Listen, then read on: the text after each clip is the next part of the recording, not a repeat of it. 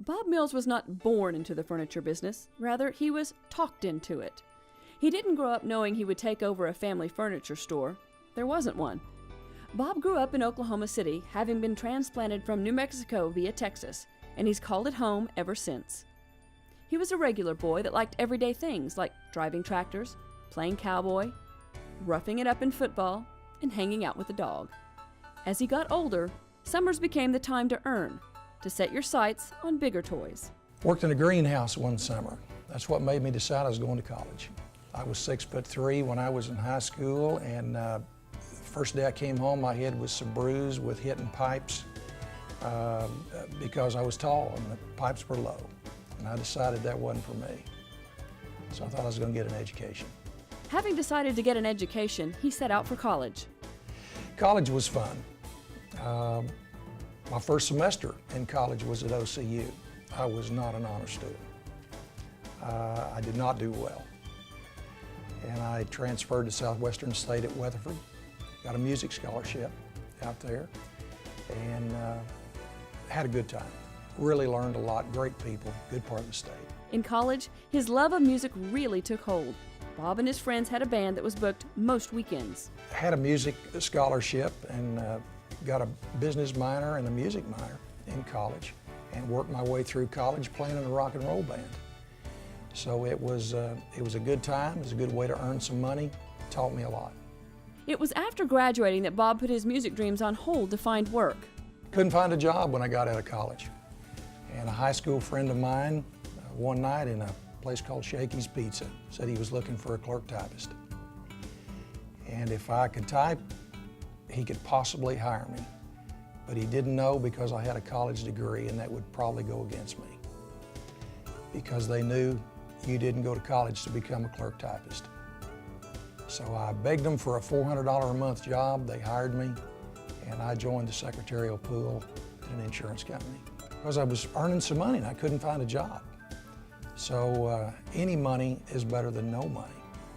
And it was an humbling experience, but it was a great experience. It was while he was working in the secretarial pool that fate stepped in. One of the agents came in every day at lunch, and he was always talking about the furniture business, that he used to be in the furniture business. What fun it was, how much money there was to be made, and how well he did. And he painted this great mental picture. And anything was better than spending the rest of your life pounding a typewriter. So we got to talking one day, and we talked a little further, and we thought, what would it cost to start a furniture store? Oh, and it was going to be wonderful. So the next thing I know, we're down on 29th Street.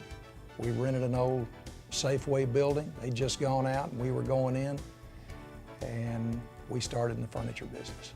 The store was on Southwest 29th, and after only a year, his partner left the fledgling retailer holding the keys to the business he knew little about. He was 23. It was sink or swim time. You're 23, 24 years old, trying to find people that'll work for somebody that doesn't know what they're doing.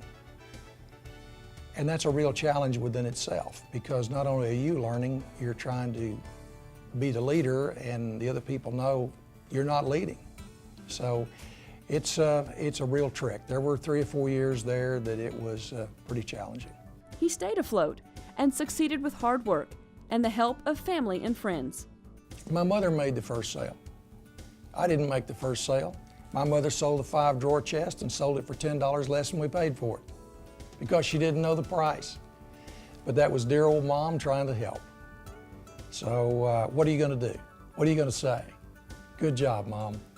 Like other retailers of the time, he took to the airwaves to boost business. Down to the river, I bet you're gonna find a lot of people who live, but no cause to worry, cause you got no money, cause people on the river are happy to give.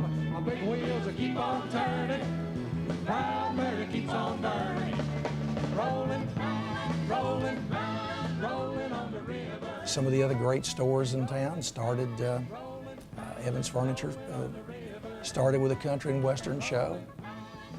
Bud and Don Mathis started with a country and western show and wound up with Buck Owens.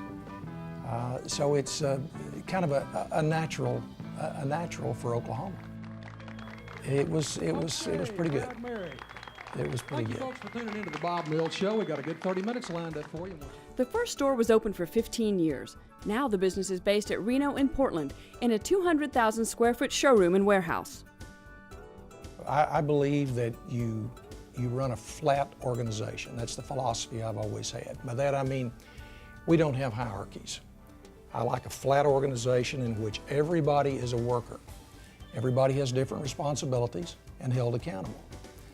The difference is if things work great, they get the glory. If things go bad, it appears on my desk. And that's the way it should be.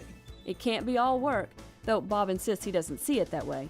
You might be surprised to learn that the best-dressed retailer in the business likes to slip on a do-rag and ride his hog. Bob Mills now has more than 30 years in the furniture business. He's learned a lot over the years, but one idea remains the same. To me, selling is a real simple formula. It's a lot of people think it's a so-called fast talker, somebody with the silver words. It's not at all. It's learning to tell the truth, assemble the facts in an orderly fashion, and having your prospect agree with you. That's all it is. Doesn't make any difference if you're selling furniture, cars, insurance, whatever it is. Selling is selling. Bob Mills Furniture now has a second location in Amarillo and soon a third in Lubbock. More expansion is planned. He says each sale is still a thrill. There's a great amount of satisfaction in buying merchandise and having customers walk through the door and agree with you that it was a good selection. It's what they want and they like it, and they say, we'll take it. There's a lot of satisfaction in that. He's still a little taken aback by his success. When I first got the call from Vince Orrs, I thought he had the wrong guy on the phone. But let's put it this way, coming back to OCU today is a lot more pleasant than when I left OCU. For his ability to laugh, sing, and above all, sell, we welcome Bob Mills into the Oklahoma City University Hall of Honor.